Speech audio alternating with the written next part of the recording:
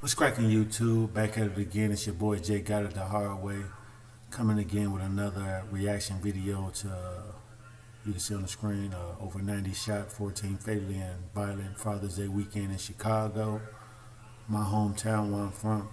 So yeah, we're going to react to this and, you know, it's, I guess it's kind of violent in the city, and it's another reason why, you know, like I said, in my opinion, we shouldn't defund the police, you know, but we should divert funds into these disadvantaged communities and minority communities. So I said that in the last video, so enough of me talking. Let's look what they talking about happening in Chicago this past weekend. Hey Marcus, good morning. Those numbers just keep going up today. They started on Friday around 6 p.m. ending this morning. As you mentioned, 99 people were shot. A lot of children involved in the weekend gun violence, at least 10 juveniles that we know of, and they were involved in those recent early morning shootings. Take a look at some of this video. This is on the west side in the Austin neighborhood just after midnight on Superior Street. Police say a 15-year-old and 16-year-old boy were walking in an alley when someone driving a gray sedan fired shots at them. The 16-year-old was hit in the ankle and he is okay, but the 15-year-old boy was shot several times and later died at Stroger Hospital. In the South Shore neighborhood, another pair of teenage boys were shot and killed. A 16-year-old and 17-year-old boy were killed near 79th and Luella after they went to the corner store Saturday evening. Police just released these pictures of the suspected shooter. You can see him running down an alley holding a gun. Another photo has a better view of his face. Yeah, you know, yeah, they got his whole face, you know, and they got, you know, so yeah, you know, Black Lives Matter. We all understand that, you know, but at the end of the day, it comes with some ownership of what these people are doing in their own community, you know. And by me saying these people, meaning my people, don't get it misconstrued. My people, you know, doing to each other in their own community. So my reaction to that is, you know, put the guns down. You know, should be some way you could talk about it. Like I said, two of the boys is just hanging on the alley, I guess, you know. Nobody knows if they did something to that boy or not, you know, who knows. So we got to come together at some point. You know, all this killing, shooting at each other, you know, that's why we killing, like Tupac said, if we killing each other and they killing us, there's going to be some people to survive. And let me give you a stat. In the civil rights era, African Americans make up 15% of the population. Right now today, we still make up 15% of the population. How is that? Because they killing us and we killing us. And then, let me get, you know, I'll go to something else, and then abortions as well, you know, killing babies and stuff like that, because you got people that don't take the responsibility of raising their kids when they had them at a young age. I had my son at a young age, so I wasn't that young. I was in my 20s. I was 20, so 21. So, but you still got to step up to that plate.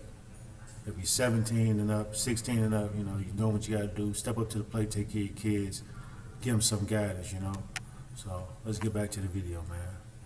This offender runs up with a gun and shoots and kills two of these guys for no reason at all. Gangs, guns, and drugs, and no consequences when Chicago cops make arrests. Let's keep violent offenders in jail longer, and let's revamp. So this is the new superintendent for police. Basically what he's saying right there is the violent offenders, I guess they're getting out, but I know for one thing, like people get guns on them, they get processed and then they let out the next day. I believe that's a story going on where they want a stiffer sentence for people being locked up with guns on them and not being released as fast.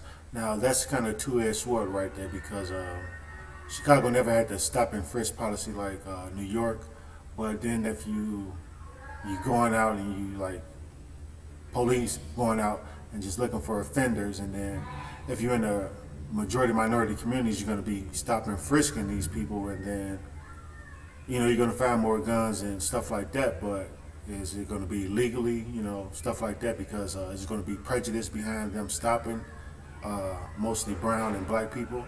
I believe so. That is true, but it's a two-edged sword right there. So this is the new superintendent. I forget his name. It probably flashed at the bottom of the screen, or you guys can look it up. But let me continue with the video. The home monitoring program. On Saturday night, a 3-year-old boy was shot and killed while riding in the car with his father in the Austin neighborhood. Police say the 27-year-old was the intended target and also hit. He drove his son straight to the hospital where he later died. The outrage over the toddler's death brought community activists together demanding the shooter come forward. Several community groups raised $10,000 as a reward for information leading to the suspect's arrest. Police have a lot of work to do, and they See, and that's something right there that never should happen. You know, just like the old Scarface movie, you know, kids and a woman, you know.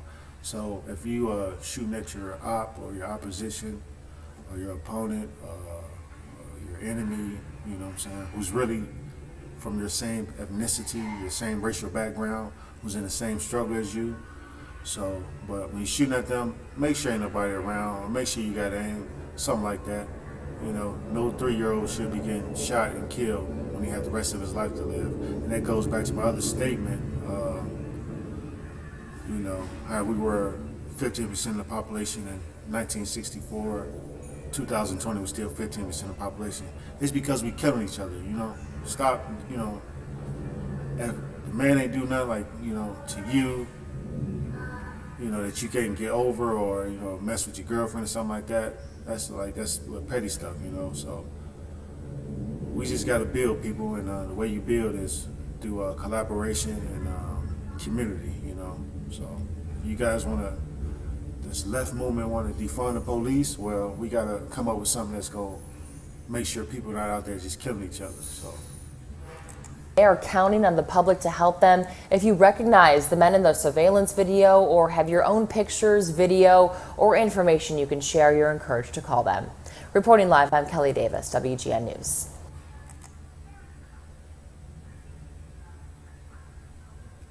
So again, like she just said, if you got any information, stuff like that. If you got information you want to share, it should be like some kind of community involvement, you know, stuff like that. You know, so should be some kind of community involvement and not really bringing the police into it and stuff like that. But if you have to bring the police into it, we all know what that means, you know. People don't want the police till they really need them, you know. So if the guy don't turn himself in, I guess the guy whole face out there. So I mean, ain't nothing he really could do. But this guy whoever killed the 3-year-old, you know, it's just like, was it that serious? And you know, so I don't know, people. You guys give me your opinions down below in the comment section. Like I said, this is my 5th reaction video. Trying to grow this channel, so please support and subscribe and like. Peace.